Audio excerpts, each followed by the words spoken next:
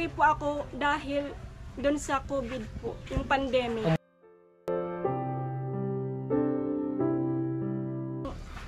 Ito, test lang to ni Lord. Ngayon, mga kaibigan ko lang, makakilala.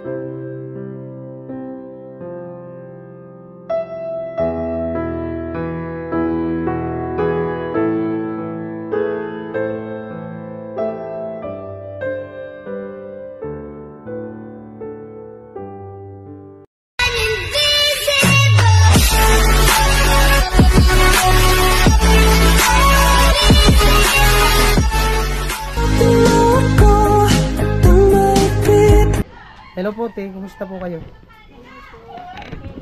Anong pangalan mo, te? Vanessa Sasna po.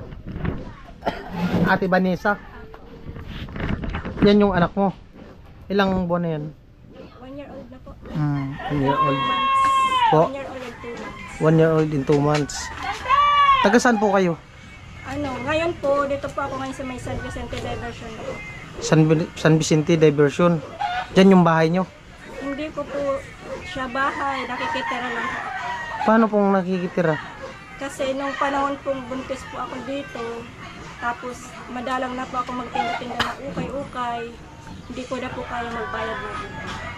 Kaya, yung kaano ko po sa simbahan, inano po ako na doon na muna sa kanila po. Bali, tumira ka sa simbahan? Opo, nag-offer po sila ng tulong. Ka-member ko po sa simbahan. Ah, yung sa pautang sa simbahan?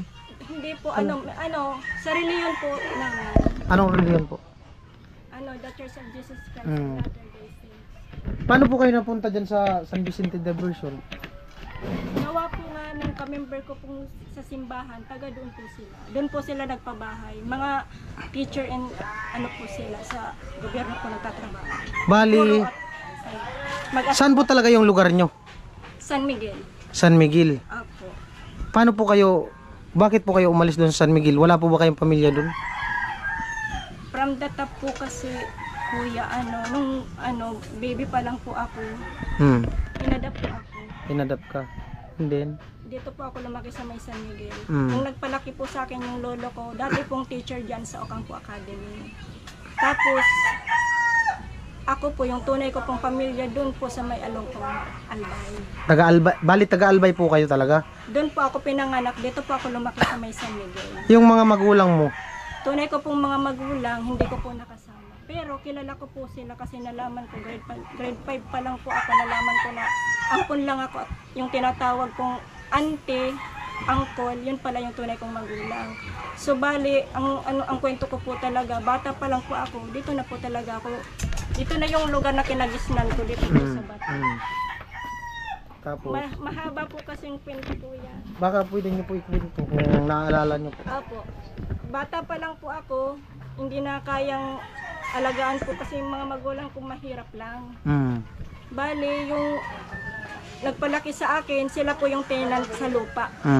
Sila po yung nag-aano ng kopra, ng palay, yung pagtatanim, sila po yung nag-aasikaso. Ngayon nakita po nila ako yung pinakabunso, bata pa lang ako.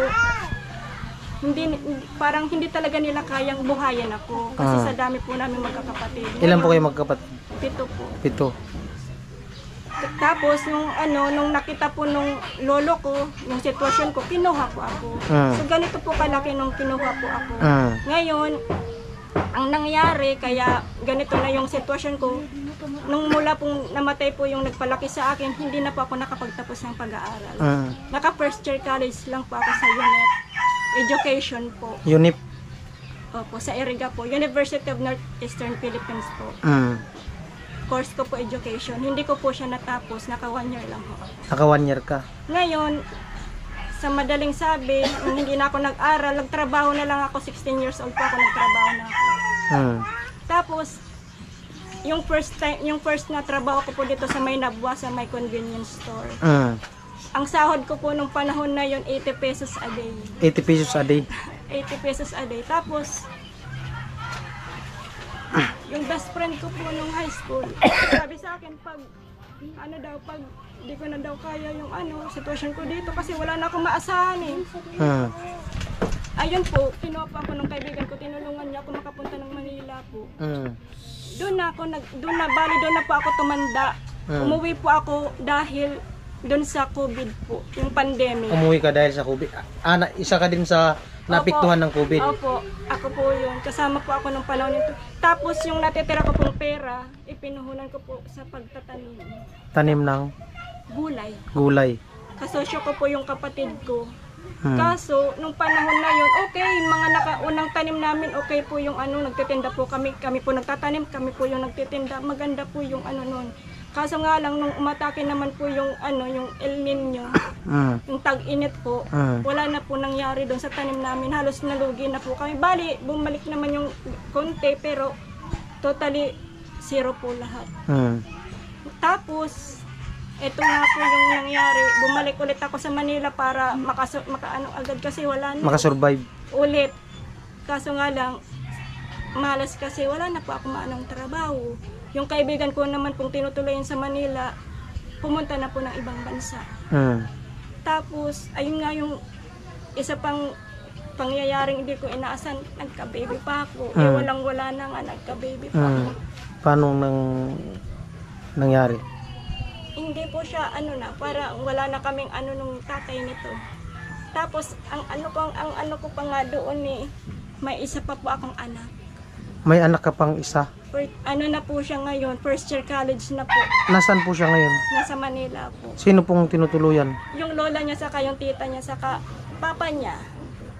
Ay, yung kalibin ko dati. kalibin mo dati? Naghiwalay naman po kami nun kasi ng babae nga po yun kasi driver. Ganun talaga siguro yung mga driver. Driver, sweet lover. Huwag mong damayin si Kuya Nuno. Driver din yan. Tapos. Hindi naman siguro lahat. Yun talaga. Ilang taon na po pala kayo? 37 na. 37. Ilang taon po kayo nagkaroon ng kalibin? Nung nagkaroon kayo ng panganay na anak? 19. Nakakausap mo siya ngayon? Yung paghihiwalay po namin matino. Hindi, yung anak nyo po nakakausap mo? Sa ngayon hindi ko na na 3 years na kasi wala po akong cellphone kasi yung cellphone kong iniingat-ingatan na isang lato dahil po sa pangalan. Tapos, kaya wala pa akong contact doon. Saka hindi niya alam. At saka yan, yung anak mo ngayon. Hindi niya alam na may kapatid siya. Yung anak mo ngayon, nagkahiwalay din kayo ng asawa mo, pangalawa. Driver din? Hindi po siya driver, bali may may trabaho po yung kaso nga lang hindi ko alam, may pamilya po.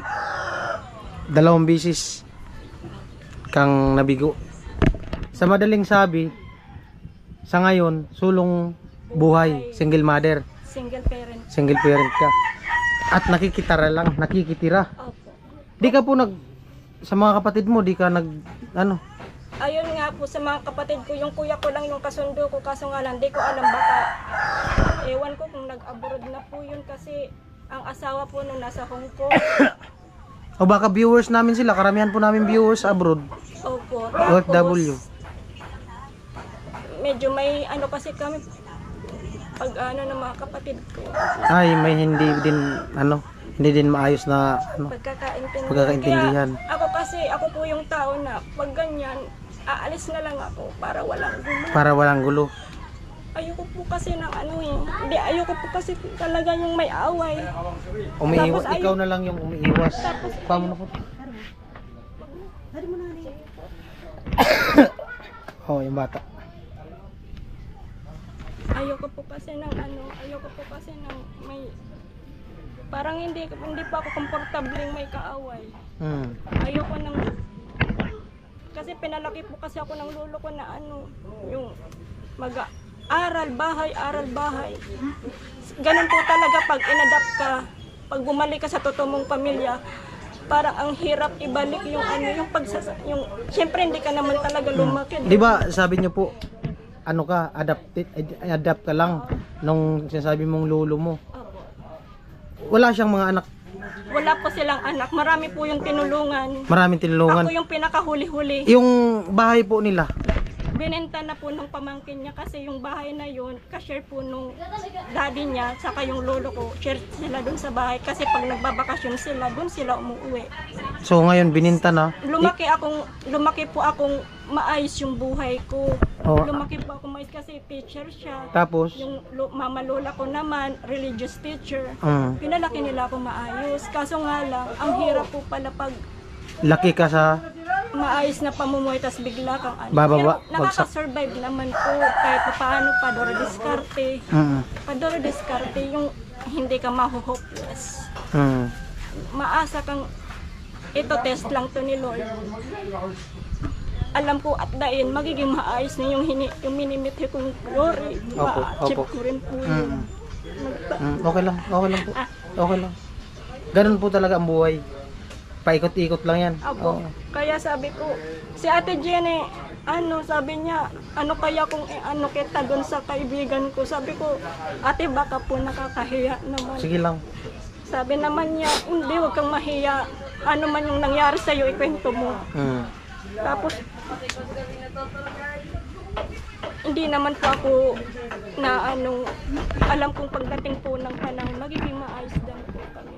mm, Ito po siguro yung hinihingi ko kay Lord na sana may tao makapansin.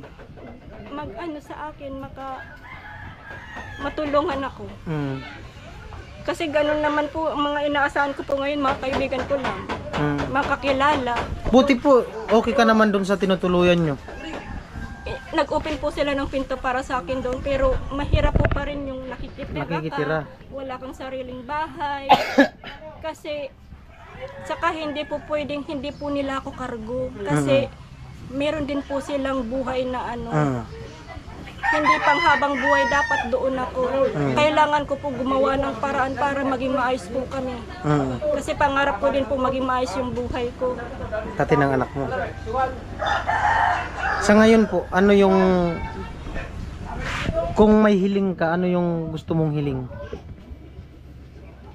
Siguro maging stable po kami mag-iina. Paano stable? Yung mabuhay ko po sila hanggang sa makapag-aral po sila. Yung anak mo. Tapos, ayun po. Mm, Kasi yun naman yung pangarap ko kahit mm. Hindi mo sinubukan na bumalik dun sa lugar nyo? hindi na po. Kasi alam kong magulo lang.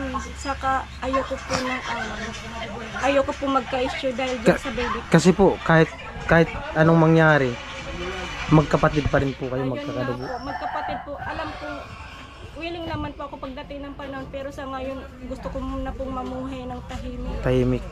Ang problema po, pinili nyong mamuhay ng tahimik, kaso ganyan nga ang nangyayari sa'yo ngayon. Mahirap. Solo ka, tapos nakikitira ka lang. Kasi po, ang blessing naman po, kasi minsan may mga kaibigan po akong tumutulong sa akin. Yung unang-una pong tumulong dyan, yung sa simbahan nga po namin. Mm, Ngayon, hindi naman porket ganun, kailangan umasa ka doon. mm, Kailangan kong gumawa ng paraan para sa aming mag-iina. Hindi kailangan yung maghihintay na lang ako ng tulong. nabanggit. Sabi ko nga kay Ate Jenny, sabi ko, okay lang bang ganun? Kasi parang nakakaya, lalo na po yung mga comment ng mga tao po, di ba? Mm.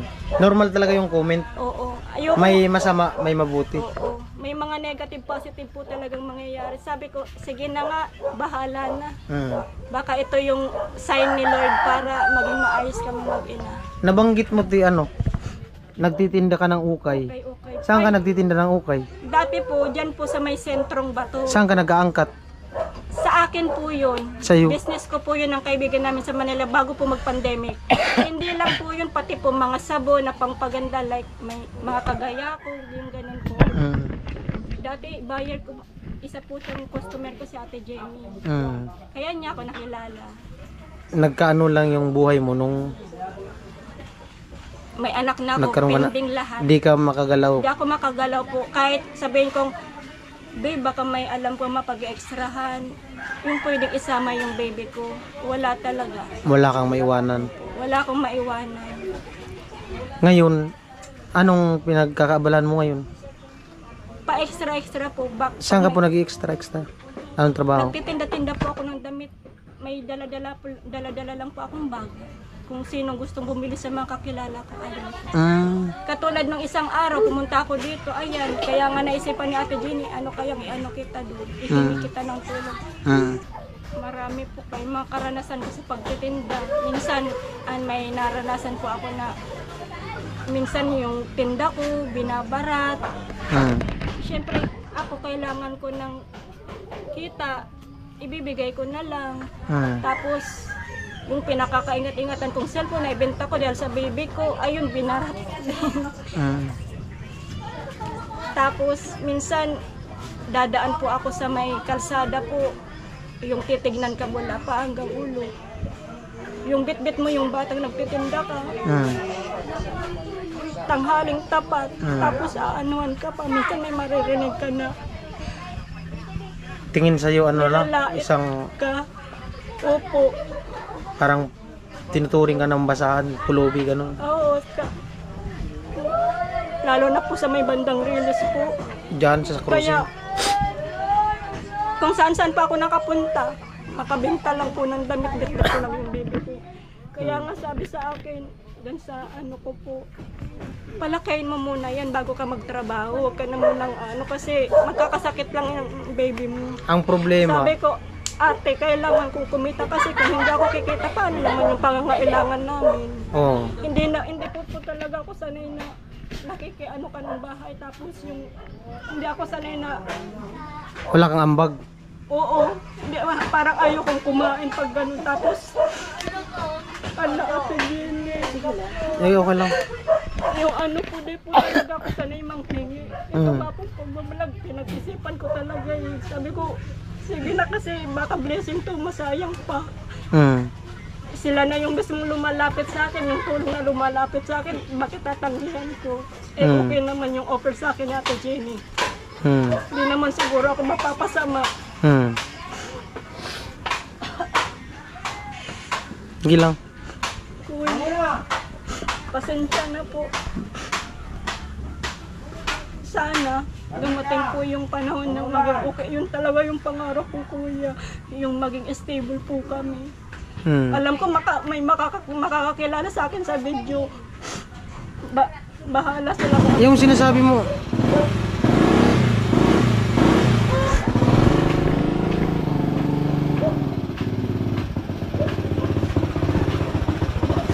yung sinasabi niyo pong OFW, Asawa po yun ng kuya ko. asawa ng kuya mo. Baka pwede ka manangawagan sa kuya mo, baka sakali nag-abroad yung kuya mo. Ano sa tingin mo po? Wala. Di ba sabi niyo close mo yung kuya mo, yung kuya kuya mo? ko lang po, pero yung asawa po, hindi po ako gano'n nag-ano doon. Saan po siya Sa nag-abroad? totoo lang, Saan nag-abroad? Sa Hong Kong po. Hong Sa Kong. totoo lang po, marami po kaming kamag-anak na may kaya. May kaya. Kaso, Pero kahit naman yung pamilya ko, hindi po talaga sila umaano kasi kaming magkakamag-anak, wala ho kaming yung talagang build na hindi close. strong. Oo. Talagang namumuhay po kami na kanya-kanya. Parang, di ba ganun naman po talaga sa mga relatives po natin. Minsan may hindi talaga, sa madaling sabi, hindi makatulong. Pero mabuti pa yung ibang tao nakakatulong. ayun, mabuti pa yung ibang tao, nalalapitan mo, nadadaingan mo. Pero yung kamag-anak mo, di ko naman siguro nilalahat yung ibang magkakamag-anak na may mga sariling pamilya. Yung sa amin po kasi ganun po. Lalo na po ako, talagang hindi ko po talaga sanay na tatakbo ako sa uncle ko, sa tito ko, sa kani-kanino. Mas okay po sa akin na tumakbo ako sa ibang tao. Kasi sa totoo lang, kahit mahirap po ako, mayaman po ako sa kaibigan. Mayaman ka sa kaibigan. Sa totoo lang kasi natutulungan talaga ako nila pag walang-wala eh. O ito nga, nakikitira ako, hindi ko kaano-ano, ibang tao yun. Diba? So blessing yun sa akin. Kaso nga lang, hindi habang buhay dapat ganun. Hindi dapat ako dumipende sa kanila. Kailangan ko po talagang ayusin yung buhay ko, tapos maging stable po kami mag-iina. Sabi ko, di ba po, mahirap pong nadapa ka, mahirap pong tumayo kung wala sa yung aakay. Kailangan may umakay po sa iyo para mag-grow ka po. Mabago ulit yung buhay mo. kung ako lang naman yung tutulong sa sarili ko, papaano? Kasi ang hirap po, di po ako makapagtrabaho, wala po ako mapag-iiwanan sa bata. Papaano nga, yun talaga. Hindi na, imbes po magtinda ako sa palengke, hindi ako makapagtinda kasi bawal talaga. Ang dami nagsasabi kasi yung bata, ma-expose po sa dumi saka sa init. Di mo maiwan-iwan dun sa tinutuluyan mo? Hindi po kasi mga busy person po sila. Oo. Mag-asawa po silang teacher. Pwede nyo po silang makausap. So ngayon, naandun ka na lang sa kanila? Opo. Saan yun? Sa Rilis? Diyan sa ano? Hindi po sa may diversion highway po. Hindi ko po kasi alam yung exact location. Saka hindi rin po ako dun pati kilala. Kilala sila doon. Pero di ko... Ilang taon na po kayo dyan? Ano na po, lumipat po ako dyan, 2 years na po. 2 years na? Alam nyo yung bagyong Christine? Yung panahon na yun, lumipat ako. Ayun yung time na lumipat ka? Oo. Saan ka galing nun? Dito sa inuupahan ko kasi di ko na Saan po kayo nag-upa? Dito po sa may Santiago, sa may Fortuno. Kasama mo yung anak mo? Oo, yan. Kaming mag-ina. Di na kasi ako na ano pa ng kapatid ko kasi kaya sabi sa akin, kailangan mong umano kasi ako hirap din. Kahit sabihin natin abroad, syempre may mga utang, may mga anak din na kailangan tustusan. Hindi naman talaga niya ako mahuhold. Kaya nag-decision na lang ako, sige, makikiano na muna ako kasi may nag-offer naman sa akin ng tulong na doon ka muna. O ang ginagawa ko po doon dahil syempre nakikituloy ako, kailangan ko talagang tumulong sa bahay. Kaya minsan may oras, may araw na hindi na po ako makaalis ng bahay kasi maanan ko hapon na sino pang bibili sa paninda ko. Kaya sa madaling sabi, parang yung panahon ko, yung oras ko, nauubos na lang po doon sa bahay na. May anak pa ako. Pag walang-wala po talaga, i-exit ako. Kailangan kong makaano kasi hindi pwede maputulan ng gatas yan eh. Ginagatas nyo? Hindi nag-ano sa inyo? Wala na po. Mahina naman po kasi yung gatas. Nangangayayat ka po? Oo, marami nga sa akin nagsasabing may binat ako eh. Kasi nangangayayat ka, payat-payat mo. Kami hindi kami mangangako na makatulong. Sana may makapansin, manawagan ka sa kanila, mga viewers. Ano po, sa makakapanood po dito po sa video, kung sino man po yung willing pong tumulong, masaya po ako at makapagpasalamat po sa inyo. Kayo na pong bahala kung ano po yung maitutulong nyo sa akin. Napakalaking tulong po nun sa akin. Pag nangyari po yun, magiging maayos po kami ng baby ko. Salamat po sa inyo. Pasalamatan mo mga viewers. Sa mga viewers po, salamat po kasi kahit pa paano nabuksan po yung pintuan naming mag-ina. Salamat po sa naging tulay po, Ate Jenny. Pasensya na po kayo kung nakadagdag pa ako sa stress na yung tutulungan nyo. Pero para sa anak ko na lang, sana matulungan nyo po kami. Pray ka lang, te. Ako lagi naman po ako nagdadasal eh. Halos lagi gabi-gabi po eh. Pray ka lang na napunta na ako dito sa video kung saan-saan na lang ako kuya napupunta. Tatagan mo lang loob mo. Hindi ko man po talaga gustong umano eh kasi hindi ko alam kung paano kami mag-ina. May ano ko sa ito Ano po? isasabihin. Yung problema mo, maraming ganyang problema. Marami po kami. Oh, marami. Lahat naman ng tao may problema, kanya-kanya nga lang, step by step. Ang ano ko sa iyo, yung problema mo, kainin mo na lang para tumaba ka. Kuya.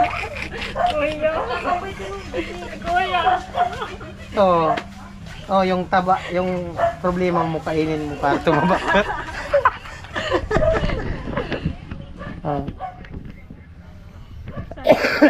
God bless po sa inyo. Salamat po. Ayun po, na ano natin yung kwento, kunting iksi ng kwento ng buhay ni Ate Vanessa na nangangarap din na makaahon sa hirap. Sa tagal, ilang taon siyang nakipagsapalaran sa syudad, Maynila. Nahiwalay sa totoo niyang pamilya, inampon, yung nag-ampon sa kanya, wala na, namatay na yung bahay, bininta. Pumunta siya ng syudad nakipagsapalaran. Naging okay naman daw. Ang problema, inabot ng pandemic. Isa din po siya sa napiktuhan ng pandemic. Nung panahon ng pandemic. So, ayan, napaka hirap din ng sitwasyon ni Ate Vanessa. Nakikitira lang. So, salamat din sa nagkup-kup sa kanya, sa kanilang mag-ina. Magdadalawang taon na din daw siya doon. Salamat po talaga sa kanila. Oh, yun lang, te. Sana magkita tayo ulit. Sana po Basta yung sabi ko sa iyo, huwag mong kalimutan. Natandaan mo yung sabi ko? na yung problema daw, kainin ko na lang para tumaba. Oh, yun lang. Oh, Sige tapos inom ka ng maraming tubig. Oo, Oh. Nakakataba din yung tubig. Break na kasi. Nakakataba din yung tubig. So, ayan, maraming salamat po. Pinapatawa ko lang si Ate. Masyadong lumalalim na yung ano. So, salamat sa pag-share ng kwento ng kanyang buhay at ayan yung anak niya, Ate Vanessa. Ano pangalan ulit ng anak mo rin? Alfred. Alfred. Alfred. Elfred. Apo. So, ayan. Sana magkita kami ulit ni Ate Vanessa.